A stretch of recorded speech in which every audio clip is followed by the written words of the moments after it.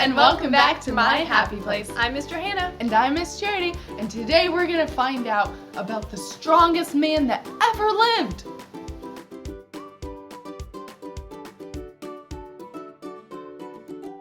Before we head into our story, let's go over our memory verse. And I think this week's memory verse was not too difficult. And I think most of you guys probably have it down, but we're going to keep going over it and we're going to have a new memory verse come on Wednesday again. Joshua 24:15. Choose you this day whom you will serve.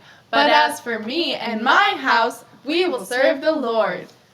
Do you want to do it by yourself? Okay. Joshua 24:15. Choose you this day whom you will serve. But as for me and my house, we will serve the Lord.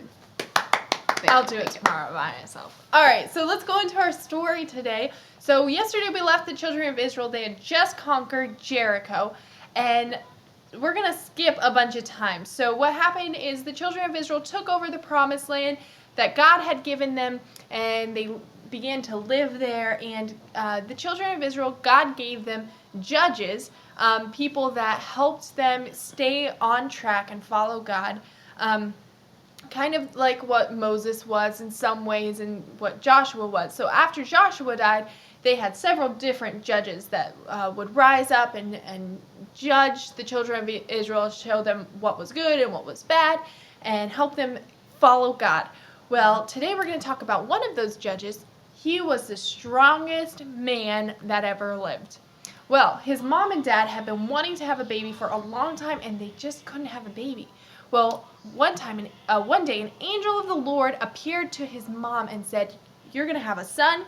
He's going to be the next judge of Israel, and he's going to be a very special son. He's going to be a Nazarite," which means you can't cut his hair, and he can't drink any strong drink, like any wine or anything that's been fermented. He has to be pure in that way. So when they not touch anything that's dead. That's true. I forgot about that one. And the third one was that he wasn't allowed to touch anything that was dead. No dead animals, no dead people, nothing that had been dead or decayed. So those were the three rules for him as a Nazarite.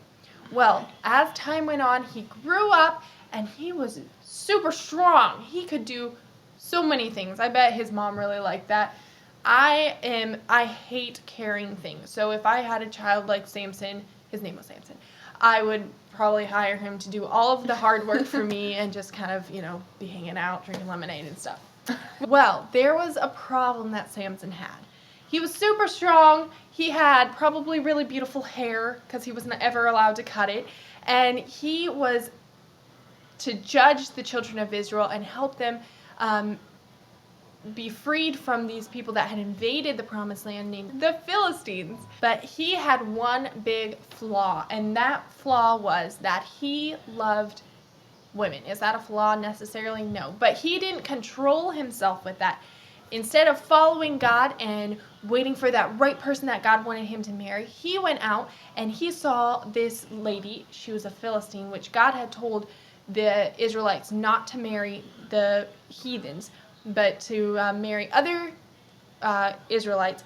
And he married, he came back and told his parents, "I want to marry that Philistine." Well, his parents knew what God had said and were like, "No, I don't think that's a good idea.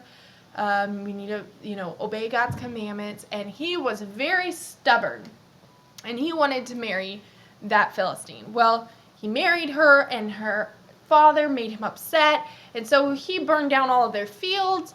And then his father-in-law got super mad, obviously, because he burned all of their food. And so, long story short, he left that wife of his, and then he went back to live with his mom and dad. Well, a couple of years later, fast forward, he sees another lady, and he wants to marry this lady. Well, this lady's name was Delilah, and Delilah wasn't somebody who wanted to follow God. She wasn't somebody that actually truly loved Samson either, but she was able to trick Samson into thinking that she was somebody that really loved him, and so he wanted to marry her. Well, she was on this side working with the Philistines to try to get back at Samson, because Samson had killed a lot of people in the Philistines and had done a lot of things to help the Israelites be free from these people that invaded their land. And he had made the Philistines so angry with him. Well, Delilah knew that, and she was offered a lot of money by the Philistine army so that they could capture Samson and take him away so he could stop killing people and harming and destroying towns because he was so strong. One time he just picked up the whole gate off of a town, which gates are not like the little tiny gates, the big gates. He just picked them up and carried them away. So that's the kind of guy Samson was. Delilah wanted that money from the Philistines, and so she was thinking, how can I trick Samson into, he's super strong, so how can I trick him and make him so he can be captured by the Philistines? Well, she asked Samson, if you love me, tell me, how do you get your strength? Where does it come from? And he said, well, if you bind me with cords that are new and nobody's ever used them before, if you tie me up with those, my strength will go away. So she was like, okay, well, if that's what it takes. And she went and bought some cords, and she brought them, and he was asleep, and so she tied him up, and then she was like, Samson, the Philistine army is coming. And he got up, and he was as strong as ever, and he broke those cords, and he went and he killed all those soldiers that had come to capture him. Well, Delilah was so upset and was like, you lied to me, and you told me that was your strength, and it's not, you lied to me, you don't even love me. And she was crying. And Samson's like, okay, I'm sorry for lying to you. And she was like, well, if you love me, tell me, where does your strength really lie? Well, this time he got a little bit closer, and he said, well, it's my hair. If you take my hair and you weave it into like a weaver's loom, which is kind of what they would use to make like different clothes or rugs or things, if you weave my hair into that, then I will just be like every other guy, totally weak, just like everybody else. I won't have this special strength. And so he fell asleep, and so while he was sleeping, she wove his hair into the loom, and then she called out, Samson, the Philistines are upon us. And what did Samson do? He woke up. He woke up, and his hair's like stuck in this loom. But he got up, and he was as strong as ever, and he killed those soldiers. Well, this time, Danielle, Delilah was probably more upset because she really wanted that money. Did she really love Samson? Mm-hmm. No, she just wanted that money. So she was like,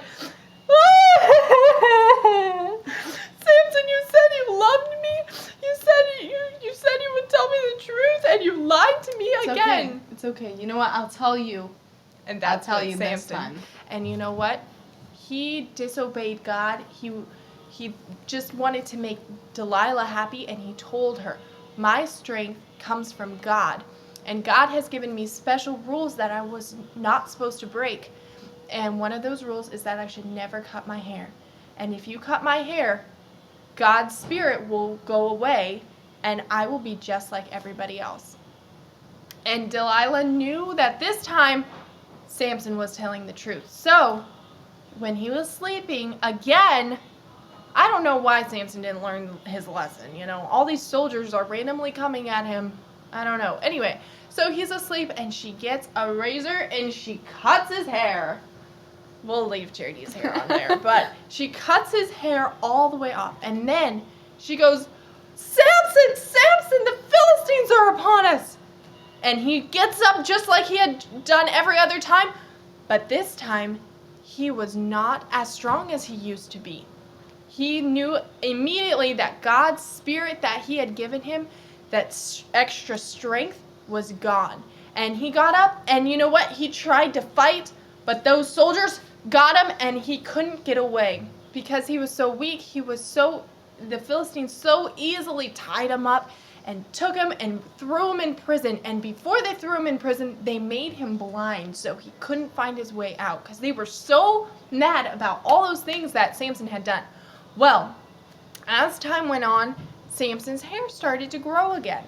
And as it started to grow, he started to get stronger and stronger. One day, the Philistines were having a big feast to celebrate that they had taken over the land from the Israelites, and that mighty guy that used to come and kill them and make them leave the land, that guy, they had him captured, and he was weak, and he was stuck in the dungeon, and yada yada, and they were all partying and everything.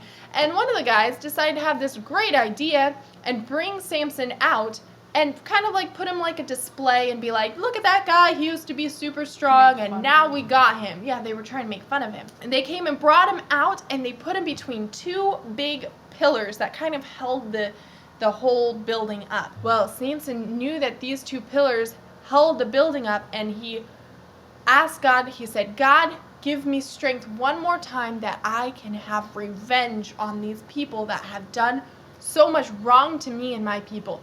And he put his hands on the wall and he pushed it, and the whole building came down and killed so many Philistines who were the enemy of the Israelite people. So what we can learn from Samson is that God gives each and every one of us special things, like Samson's with strength. Well, we can either use that gift for ourselves and for our own benefits, or we can allow God to use it through us. And you know what? Samson in his own strength, he did a lot of things, but you know what? He didn't do what God wanted him to. And because of that, his strength was taken away from him. And our gifts and our abilities can be taken away from us. But if we give them to God and allow God to use them through us, then God will bless us. Tomorrow we're going to learn about another judge that God had for the children of Israel, and this guy used fire and pitchers to win a battle. Some of these things that God uses are kind of weird. They're like everyday things, and that you wouldn't think that this is something you would use to win a battle. But that's kind of like us. We're just like that. We're everyday things, and God can use us if we let him and if we follow what he says, like Charity said. See you next time!